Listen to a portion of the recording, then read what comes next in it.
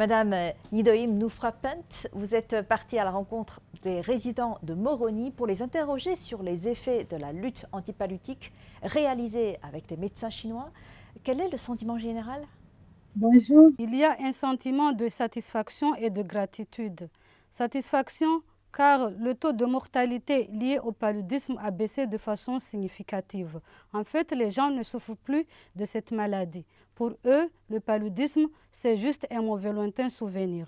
Il y a aussi un sentiment de gratitude envers la Chine qui, grâce à l'initiative Ceinture et Route, a permis aux Comores d'éradiquer ce fléau. Xinhe, je vous propose de découvrir l'enquête que nous avons menée à Moroni afin de recueillir les avis des gens. Ce sont des voisins qui ont eu beaucoup de paludisme. Des membres de la famille ont souffert du paludisme. Dans ma famille, il y avait presque tout le monde était passé par là. Depuis 2012, le taux de paludisme a diminué en général aux Comores.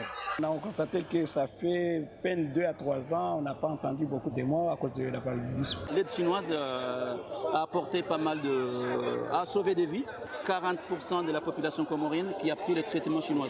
Donc on peut dire que c'est positif. Avec le médicament chinois, les dérivés de l'artémisinine, c'est très efficace. C'est une bonne initiative, vu que nous sommes pauvres, le moyen de faire tous ces médicaments-là pour donner à la population comorienne. Ça, j'en remercie du fond du corps. Les Chinois travaillent avec persévérance. Je souhaite qu'ils continuent. Effectivement, nous avons rencontré l'ambassadeur de Chine aux Comores qui nous a parlé de la coopération sino-comorienne et les perspectives d'avenir de cette coopération. Suivons son interview. Bonjour, monsieur l'ambassadeur. Pouvez-vous, s'il vous plaît, nous dire quelques mots sur l'origine de cette coopération médicale entre la Chine et les Comores? La Chine et les Comores sont de bons amis et de bons partenaires. La coopération entre les deux pays dans la lutte contre le paludisme a commencé en 2006. En 2007, une équipe chinoise est venue aux Comores pour aider l'archipel à lutter efficacement contre le paludisme. L'équipe s'est appuyée sur la médecine traditionnelle chinoise et a utilisé des thérapies mixtes à base d'artémisinine pour interrompre la transmission du paludisme et diminuer le nombre de cas. Au bout d'un certain temps, la coopération a obtenu d'excellents résultats et elle a constitué une base pour les travaux qui ont suivi.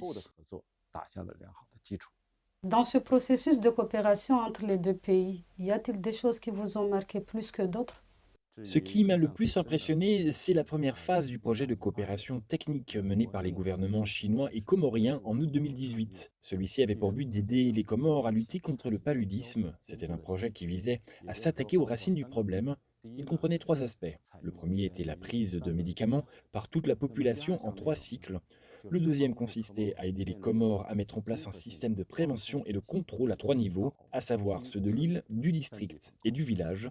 Un autre aspect important de ce projet était la formation du personnel technique comorien destiné à la lutte antipaludique. Comment peut-on évaluer de manière globale la lutte antipaludique menée par la Chine et les Comores? Et quelles en sont les principales réalisations? Je cite ce chiffre. De 2007 à 2014, l'incidence du paludisme aux Comores a été réduite de 98% grâce à notre coopération antipaludique. Les Comores sont passées d'une zone sujette au paludisme en une zone où la charge paludique est faible.